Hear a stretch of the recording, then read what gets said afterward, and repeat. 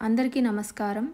Last వీడియోలో మనం తొలి ఏకాదశి నాడు పండరీపురం పాండురంగ స్వామిని ప్రత్యేకంగా పూజిస్తారని విన్నాం కదా. ఈరోజు మనం తొలి ఏకాదశి నాడు స్వామి విఠలుడు తన భక్తులతో చేసిన ఒక లీల గురించి తెలుసుకుందాం. ఇది యథార్థ జరిగిన కథ. కొన్ని వందల సంవత్సరాల క్రితం మహారాష్ట్రలోని పైతాన్ అనే ఊరిలో కూర్మదాస్ అనే భక్తులు ఉండేవారు. వారికి పుట్టుకతోనే కాళ్ళు చేతులు లేకపోవడం వల్ల నడవలేకపోయేవారు. ఒకసారి ఆ గ్రామానికి భగవంతుని భక్తులు వచ్చి హరినామ సంకీర్తనలు చేసి శ్రీ పండరీపురం పాండురంగ స్వామి అద్భుతమైన లీలలు వర్ణించారు.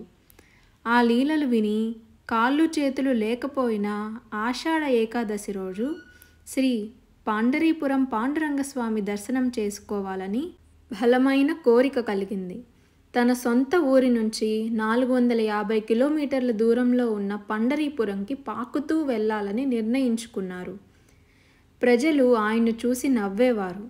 కానీ ఆయన మాత్రం భగవంతుని పైన భారం వేసి విఠలుని నామ సంకీర్తన చేస్తూ యాత్ర సాగించాలని భావించారు. ఆ పండరీనాథుడు కూర్మదాస్ భక్తికి మెచ్చి ఒక వ్యాపారి రూపంలో కూర్మదాస్ దగ్గరకు వచ్చి ఆయన భోజనం వసతి ఏర్పాట్లు చేస్తూ సేవ చేశారు. ఇలా కూర్మదాస్ గారు పాకుతూ దొర్లుతూ శరీరం నుంచి రక్తం కారుతున్నా కానీ 4 నెలలు అలానే యాత్ర చేశారు. చివరికి లావుల్ అనే ఒక గ్రామం వద్ద కూర్మదాస్ పూర్తిగా కృశించిపోయి అలసిపోయి కాళ్ళు చేతులు పూర్తిగా రక్తంతో నిండిపోయాయి. పాండురంగని దర్శనం ఇక తన వల్ల కాదు అని తనతో వచ్చిన భక్తులను ఆ వ్యాపారి రూపంలో వచ్చిన పండరీనాథుని కూడా వెళ్ళిపోమ్మని చెప్పారు. వాళ్ళు వెళ్తున్నప్పుడు ఆయన ఒక మాట చెప్పాడు. ఇక్కడ నీ కోసమే తపిస్తూ నీ దగ్గరకు రాలేక నీ దర్శనం కోసమే చూస్తూ నీ దౌర్భాగ్య భక్తుడిని కరుణించమని ఆ విఠల స్వామికి విన్నవించండి అని పండరీపురం వెళ్ళే దారిలో ప్రతి భక్తుడికి చెప్పారు. కూర్మదాస్ స్థితిని విన్న పాండురంగడు తన భక్తులతో కలిసి స్వయంగా కూర్మదాస్ దగ్గరికి వస్తాడు. పండరీనాథుని ఆ దివ్యమంగళ స్వరూపం చూసి కూర్మదాస్ ఆనందానికి అవధులుండవు.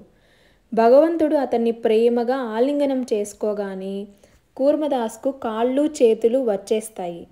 విఠలుడు కూర్మదాస్ని నీకేం కావాలో కోరుకో అంటాడు. కానీ కూర్మదాసు ప్రభు నీ దర్శనం చేసుకున్నాక నాకు ఇంకేమీ అక్కర్లేదు. కానీ నాలాగా చాలామంది భక్తులు కాళ్ళు చేతులు లేక నీ దర్శనం చేసుకోవడానికి పండరీపురం రాలేరు. వాళ్ళందరి కోసం నీవు ఇక్కడే ఉండమని కోరగా భగవంతుడు అక్కడే అర్చనా విగ్రహ రూపంలో రుక్మిణీ సమేతుడై అవతరిస్తారు. ఇప్పటికీ భక్తులు ముందు ఈ స్వామిని దర్శించి తర్వాతే పండరీపురం వెళ్తారు.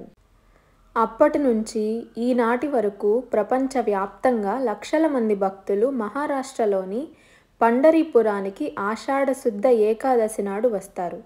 వీరిని వార్గరికులు అని పిలుస్తారు.